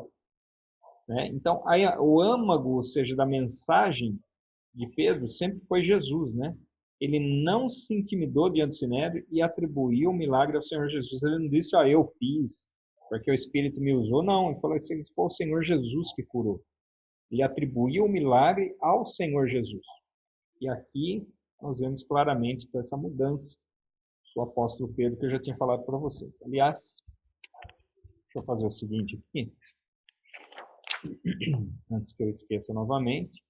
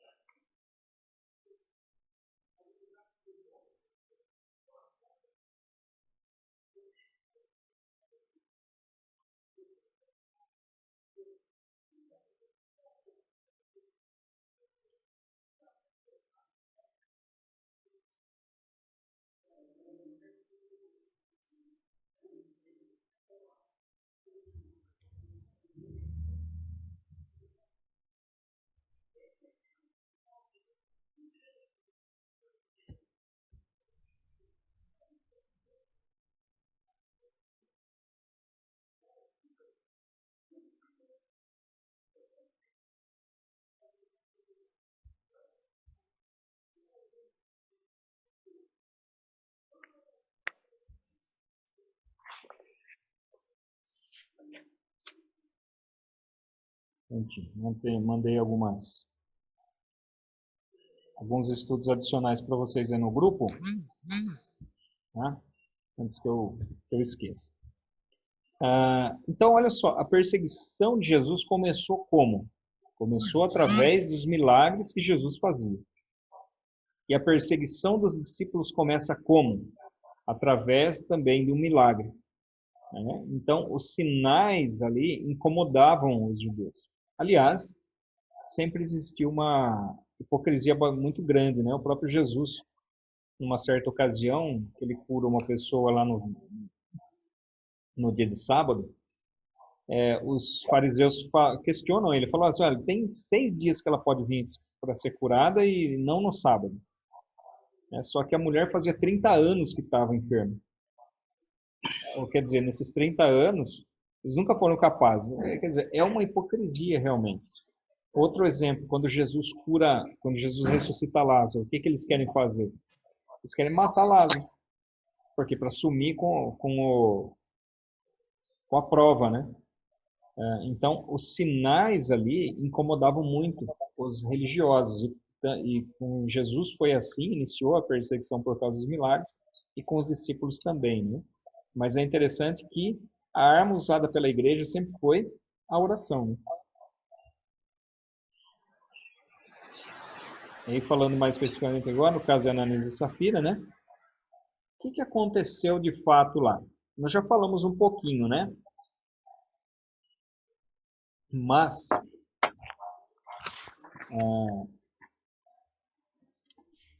vocês não acham? Vou fazer uma pergunta aqui agora para vocês, né?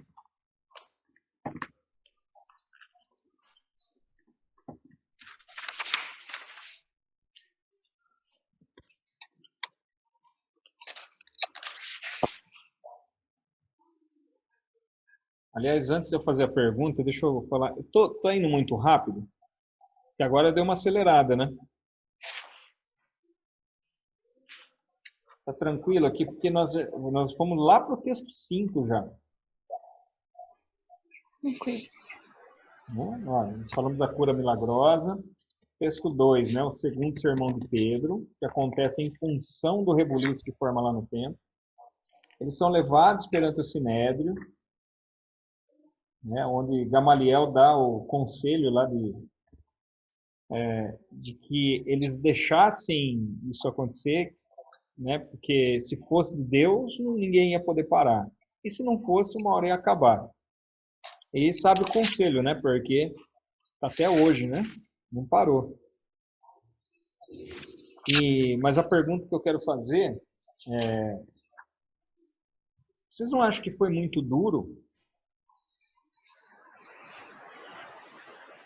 a morte de Ananias e Safira? Foi um negócio meio fora da curva?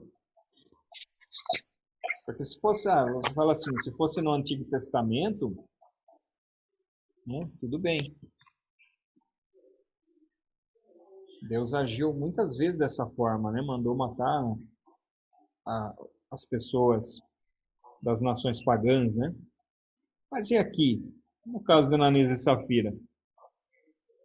Você já pensou se hoje, se cada um que mentisse morresse?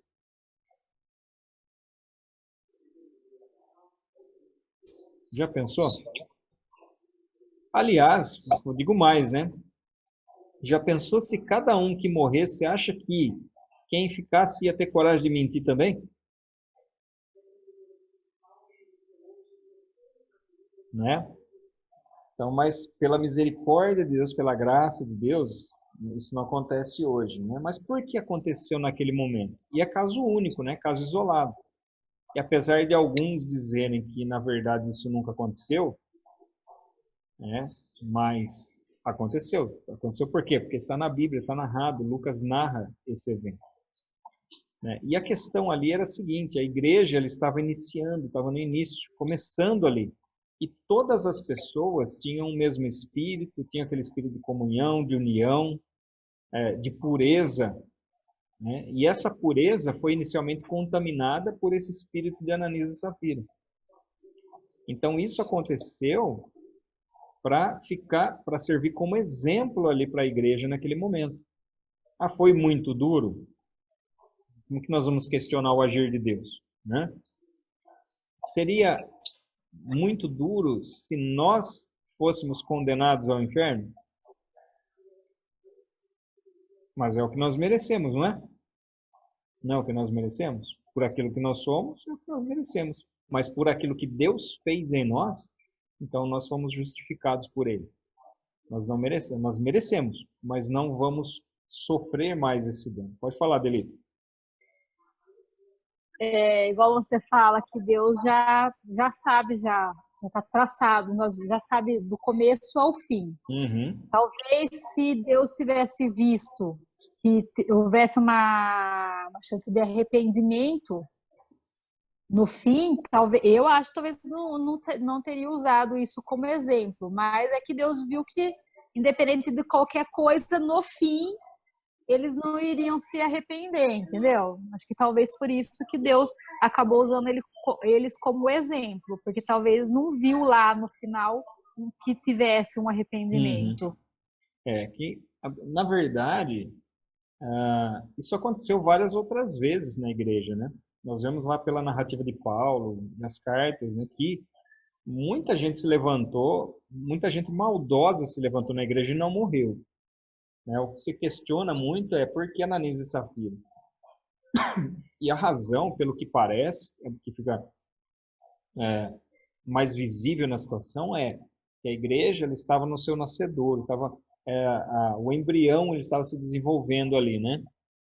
E aquilo foi necessário para inspirar temor. Então, o resultado que isso gerou para a igreja já demonstra a razão pela qual isso aconteceu, né? E depois da morte dele, o que aconteceu? Houve temor ali na igreja, né? Nas pessoas ali da igreja em relação àquilo que aconteceu. Então, mais uma vez, só para reforçar, né? Eles não eram obrigados a vender. Na leitura do texto, eles vão perceber isso. Eles vendendo, eles poderiam ficar com o dinheiro. A questão foi que eles queriam se aparecer ali para a igreja, como pessoas também caridosas, assim como outras também.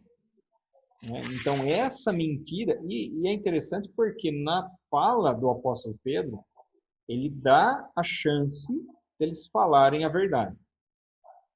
Foi assim que aconteceu? Vocês venderam, portanto? É isso mesmo? Ou seja, em qualquer momento ali, é lógico que eles estavam separados, né? Mas, e ofereceu primeiro a chance ali para o marido e depois a chance para a esposa também. Mas eles mantiveram ali a fala, né? E ali fica claro que eles não mentiram para os apóstolos, mas eles mentiram para o Espírito Santo. E o que aconteceu, lembra que a gente está falando a respeito de dons? Né? O que aconteceu ali é que foi manifesto um dom do conhecimento, ou seja, o Espírito Santo revelou ao apóstolo a intenção do coração deles ali. né? Porque a um pelo Espírito dá a palavra de sabedoria, a outro pelo mesmo Espírito de ciência, a outro pelo mesmo Espírito da fé, dom de cura, operação de maravilha, profecia, dom de discernir espíritos, variedade de línguas e interpretação de línguas. Então, os Ô, dons Reginaldo, ministrados aqui pelo Espírito, eles estão relacionados com essa aqui, na verdade, né? Palavra da ciência ou palavra do conhecimento. Ou seja, dar a entender algo que estava em oculto até então. Pode falar, Felipe. lendo aqui o versículo 3, falando de Ananias e Safira, né? Uhum. Pedro fala, né? Ananias, por que permitisse que Satanás enche-se o teu coração, induzindo-te a mentir ao Espírito Santo, para que ficasses com parte do valor do terreno. Aí na minha Bíblia aqui, ó, no comentário, ele fala que Satanás ele tenta sistematicamente, por diversos modos, persuadir o ser humano a cair em pecado. Uhum. Então, lendo aqui, parece que eles foram, então, usados por Satanás para tentar persuadir outras pessoas a fazerem a mesma coisa e cair em pecado. Seria aí Não, por isso que é isso mesmo. aconteceu. É isso mesmo, né? Só para o Júlio entender aqui, que acho que não ouviu a pergunta do Felipe, que ele perguntou o seguinte, em relação à ação de Satanás, né? Porque Satanás, ele nos tenta, mas a Bíblia fala que o Espírito Santo nos dá o escape. Então nós temos o escape por meio do Espírito Santo, né? Nós temos o escape que nos é dado por Deus.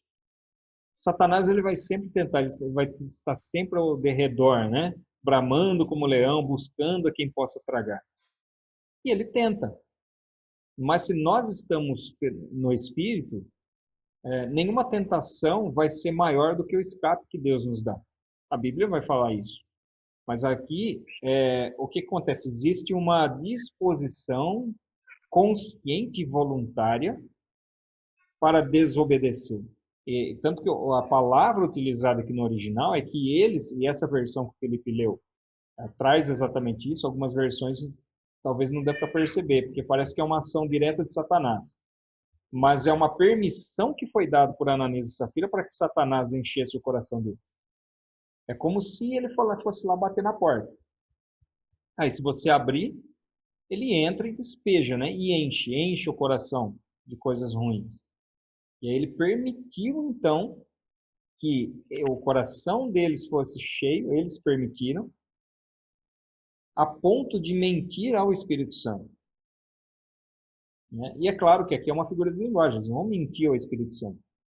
Né? Não tem como mentir para Deus, não tem como enganar Deus. Né? Mas eles tentaram ali o Espírito Santo. Eles se contaminaram daquilo que Satanás os tentou e se dirigiu ali aos discípulos tentando ao próprio Deus. Por isso que eles falam, vocês não mentiram para nós, não. Vocês mentiram para o Espírito Santo. Não no exato significado da palavra mentira. E como eu disse, né, não é possível mentir para Deus. E alguém que é onisciente, não é possível você mentir para ele. Aí eu estava falando para vocês de Gamaliel, né? E, na verdade, é aqui que acontece. Eles tinham sido levados para o Sinédrio, depois eles voltam, saem, aí são presos de novo. E nessa ocasião, sim que aparece Gamaliel aí na história, né? Quando eles são presos lá, o objetivo do Sinédrio era impedir a ação da igreja. Né? Ocorre ali um livramento milagroso e ocorre na sequência ali o parecer de Gamaliel, né? Quando eles estavam então presos, são libertos ali pelo poder sobrenatural de Deus, né? E a consequência ali do castigo, Atos 5. Aliás, vou fazer o seguinte, ó, tá acabando o nosso tempo aqui de novo. Não tem muito mais coisa para falar, falta pouco aqui para a gente encerrar nossa aula, mas esses poucos segundos aí não vai dar. Então eu vou encerrar isso aqui e a gente abre uma nova. Muito bem, pessoal, vamos lá. Vamos fazer o seguinte, já que a gente tem alguns minutinhos aqui, Eu estava tentando terminar na gravação anterior, mas vamos aproveitar esses últimos minutinhos para fazer a leitura aqui. Atos capítulo 5, a partir do verso 22. Olha só.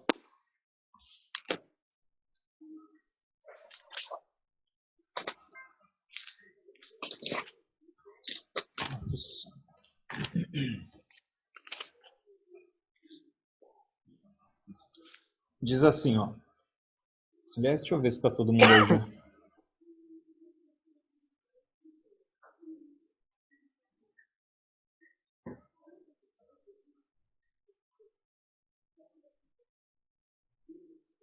Beleza, todos apostos aí, né? A partir do verso 22. Mas quando os guardas chegaram lá, não os encontraram no cárcere. E voltando, relataram, dizendo: encontramos a prisão fechada, com toda a segurança, e sentinelas nos seus postos junto às portas. Mas abrindo as portas, não encontramos ninguém lá dentro. Quando o capitão do templo e os principais sacerdotes ouviram essas informações, ficaram perplexos a respeito deles do que viria a ser isto. Nesse momento, alguém chegou e lhes comunicou: vejam, os homens que os senhores prenderam estão no templo ensinando o povo. Então, olha só. Eles foram presos lá no templo por estarem ensinando, por estarem curando, levados para a prisão. Eles são soltos milagrosamente. O que eles fazem? Para onde eles vão? Vão lá de novo para o templo para ensinar, para falar. Eles não temiam mais aquilo que pudesse acontecer com eles, porque eles sabiam que o Senhor estava com eles sabiam que o Espírito Santo estava com eles. Por isso, pela mesma razão que Paulo, quando na sua primeira viagem missionária, ele é espancado lá em Listra, deixado como morto, quando ele se recupera na cidade vizinha, o que ele faz? O primeiro lugar que ele vai? Para Listra. Né? Ou seja, os discípulos, aqueles que serviam realmente a Deus ali, de coração, que se entregavam, eles não temiam mais a sua vida, porque o próprio Paulo passa a dizer: para mim morrer é lucro, para mim morrer é estar com Cristo. Né? Mas cumpre ficar aqui por enquanto para cumprir a minha função, o meu papel. Mas o morrer é lucro. Né? Ou seja, eles não temiam a morte, eles não temiam o que as pessoas poderiam fazer com ele. Dando sequência aqui. E aí é que aparece Gamaliel, no verso 34. Mas, levantando-se no sinédrio um fariseu chamado Gamaliel, mestre da lei, respeitado por todo o povo, mandou que os apóstolos fossem levados para fora por um momento. Então disse ao sinédrio: israelitas, tenham cuidado com o que vão fazer a esses homens, porque algum tempo atrás se levantou Teudas, dizendo ser alguém muito importante, ao qual se juntaram cerca de 400 homens. Mas ele foi morto e todos os que lhe obedeciam se dispersaram e foram reduzidos a nada. Então, o que ele está dizendo aqui? Está dizendo que muitos se levantaram antes. Como aquilo não provinha de Deus, não era obra de Deus, ela acabou se desfazendo com o tempo. E aí ele continua, né? Depois desse, levantou-se Judas, o Galileu, nos dias do recenseamento, e levou muitos consigo. Também esse foi morto e todos que lhe obedeciam foram dispersos. Nesse caso de agora, digo a vocês, não façam nada contra esses homens. Deixem que vão embora, porque se este plano ou esta obra vem de homens, será destruído. Mas se vem de Deus, vocês não poderão destruí-los e correm o risco de estar lutando contra Deus. Né? E aí os membros do Sinédrio concordaram com Gamaliel, então chamaram os apóstolos e o açoitaram, e ordenando-lhes que não falassem mais no nome de Jesus, os soltaram. Né? E aí, olha a consequência do castigo. O que eles fizeram depois de ser castigados? Olha só, eles foram presos, foram soltos, voltaram lá para pregar. Foram presos de novo, levados diante do Sinédrio, foram açoitados. E qual foi a consequência do castigo? Versos 41 e 42. E eles se retiraram do Sinédrio muito alegres por terem sido considerados dignos de sofrer afrontas por esse nome. E todos os dias no templo e de casa em casa não cessavam de ensinar e de pregar que Jesus é o Cristo. Da mesma forma, Paulo, nessa ocasião, quando ele volta e é apanhado, quase morrido, O texto bíblico diz que quando ele chega em Antioquia, o que ele faz? Ele começou a contar quão grandes coisas Deus havia feito entre as pessoas, entre os povos pelos locais que eles passavam. Então eles não enxergavam o problema. Eles se alegravam, muito pelo contrário, né? Eles se alegravam em estar fazendo a obra de Deus. Então percebe a diferença entre alguém que é cheio do Espírito Santo e alguém que não é cheio do Espírito Santo? Aquele que é cheio do Espírito Santo não vê problema no sofrimento. Porque tudo aquilo, se ele está fazendo a vontade de Deus, se ele está sendo dirigido pelo Espírito Santo, tudo aquilo que ele passa, tudo aquilo que ele faz, todas as situações, mesmo por mais difíceis que possam parecer, tudo coopera para o bem daqueles que amam a Deus. Então a pessoa passa a enxergar de uma forma diferente. Amém? Amém. Vou colocar vocês aqui, grandão. Mais algum comentário? Deixa eu abrir aqui o microfone de vocês e alguns que estão... Engraçado, né? Eu não consigo abrir, né? Eu consigo fechar, mas eu não consigo abrir. Aberto. Mas alguns não. Deixa eu ver aqui. Quem não está? Agora tá. Agora delita. Abriu. Vocês querem fazer algum comentário? Fazer alguma pergunta? O gato quer falar alguma coisa? Ela é convertida também. É convertida também? Ela gosta de participar das aulas.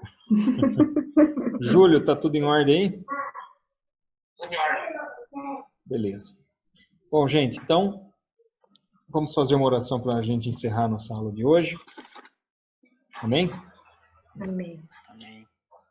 Senhor, te agradecemos, ó Pai, por esses momentos. E o que eu peço, Senhor, é que o Senhor continue falando no coração de cada um. O Senhor é o grande ensinador, ó Pai. E por isso nós queremos aprender diretamente de Ti. Que nós possamos refletir a respeito daquilo que nós estudamos. E naquilo que eu não fui capaz, ó Deus, de transmitir aquilo que a Tua palavra nos diz. Que o Senhor o faça na vida de cada um, ó Pai. Complementa esse ensino, complementa esse estudo. Porque nós cremos que a verdadeira sabedoria vem do Senhor. Dá-nos, Senhor, sabedoria a cada dia para compreender as coisas espirituais e para compreender a Tua Santa Palavra e para compreender, principalmente, o propósito que o Senhor tem na vida de cada um de nós. No nome de Jesus que eu peço e te agradeço. Amém. Amém. Amém. Queridos, que Deus abençoe. Amém. Uma excelente semana para todos vocês. Eu mandei lá um materialzinho, dá uma olhada depois. Se ficar com alguma dúvida, eu fico à disposição. Tá bom? Obrigada. Deus abençoe. Fique na paz. Amém. Amém. Paz. Tchau. Paz.